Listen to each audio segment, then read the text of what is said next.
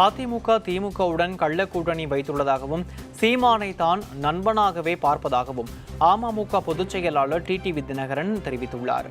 தென்காசியில் செய்தியாளர்களிடம் பேசிய அவர், அண்ணாமலை சொல்வது போல தேசிய ஜனநாயக கூட்டணி ஆட்சிக்கு வந்தால் டாஸ்மாக் கடைகளை மூடி கள்ளுக்கடைகளை திறக்கப்படும் எனவும் கூறினார்.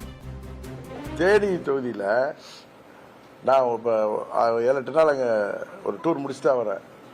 சொல்லி வச்ச மாதிரி ஒவ்வொரு கிராமத்துலையும் நான் பேசுகிற இடங்கள்லாம் நான் பேசிட்டு வெயிட் பண்ணுவேன்.